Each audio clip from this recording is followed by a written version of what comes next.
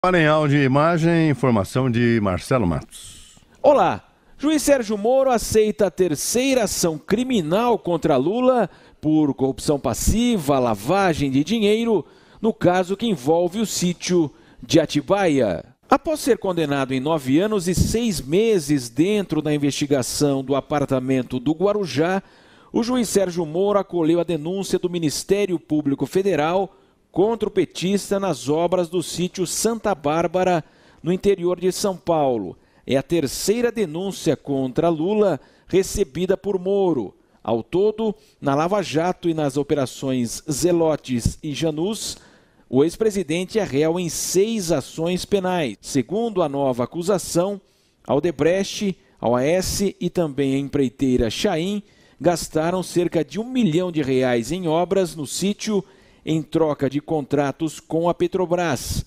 A denúncia inclui 13 acusados, executivos da empreiteira e aliados de Lula, como o advogado Roberto Teixeira. E a denúncia coloca: Luiz Inácio Lula da Silva, de modo consciente e voluntário, dissimulou e ocultou a origem, movimentação, a disposição e a propriedade de aproximadamente R$700 mil provenientes dos crimes de cartel, fraude à licitação e corrupção praticados pela Odebrecht em detrimento da Petrobras, por meio da realização de reformas estruturais e de acabamento no sítio de Atibaia. A Procuradoria-Geral da República no Paraná anexou 415 documentos, numa denúncia baseada em depoimentos, dados bancários, fiscais, fotos da família no sítio, a escritura, registro do imóvel, notas fiscais e relatórios da Polícia Federal. O ex-presidente Lula reafirma que não é o proprietário do sítio e cobra provas da Procuradoria-Geral da República e também ao juiz Sérgio Moro. Eu desafio os procuradores da Lava Jato, a Polícia Federal da Lava Jato e o juiz Moro a apresentar uma única denúncia contra mim.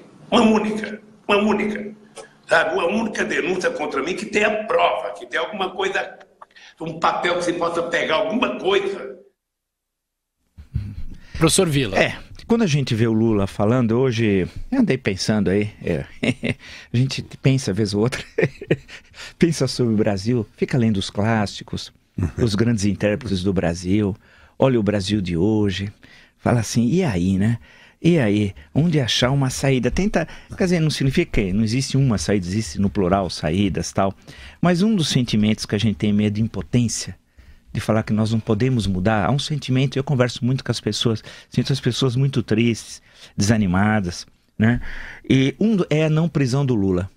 A não prisão do Lula foi um grave erro da sentença do juiz Sérgio Moro. Na sua longa sentença de mais, acho que são 233 páginas, salvo engano, em certo momento ele estava pensando, ele falou, se prendesse o Lula poderia ter tensão social, uma conturbação. Não vai ter nada. Quando houve aquela condição coercitiva, se somar os 3 lugares, não me canso de dizer, aeroporto de Congonhas, sede do PT em São Paulo e a casa do Lula, aquele robô lá na Avenida Prestes Maia, São Bernardo do Campo, não tinha 500 pessoas. Então, inclusive nem era para estar na sentença aquilo, mas ao falar que se prendesse podia gerar tensão social, a tensão é a expressão minha, eles uma outra, seria querer uma certa conturbação, as pessoas falaram assim, mas espera um pouco, o chefe do maior desvio de recursos públicos da história da humanidade é condenado a 9 anos e meio de prisão, ele está solto, atacando o juiz, atacando os procuradores, atacando a Polícia Federal, atacando os brasileiros. As pessoas falam o seguinte, mas espera um pouquinho, porque a maior parte dos brasileiros não tem entendimento no funcionamento dos poderes e entre os 3 poderes. As pessoas não sabem, até porque não foram ensinadas, né? Nas nossas escolas o ensino é pavoroso. Você imagina explicar se as pessoas... Outro dia me mandaram aqui que num programa popular da Rede Globo, ninguém sabia que era o Pero Vaz Caminha, me mostraram 3 perguntas assim banais. Me mandaram, lá, a pessoa lá, pirolona, não sabia nada. Né? Quem, professor? Uma pirolona é uma expressão que era usada no ABC, não sei se... Uma moça alta. Então, nos anos 60 e tal. Então, a coisa toda é o seguinte... Não tem formação, eles não sabem as coisas básicas. Quanto mais funcionamento de história do Brasil, beabá. Quanto mais de funcionamento dos poderes. Então as pessoas ficaram... Eu converso, as pessoas falam assim, mas o que adiantou? Demora tanto o processo. Aí ele é condenado. ele fica dando risada, dá entrevista para jornalistas chapa-brancas, e quantos jornalistas chapa... Por que ele não vem dar entrevista aqui na Jovem Pan? Não é verdade? Não é uma boa pergunta? Eu comentei uma entrevista para 3 chapa-brancas outro dia, né? Por que ele não vem à Jovem Pan? Ele podia sentar aqui, seria recebido de forma fidalga, né? Educado, mas teria um debate como tem na França, nos Estados Unidos. Como teve o Bolsonaro veio aqui.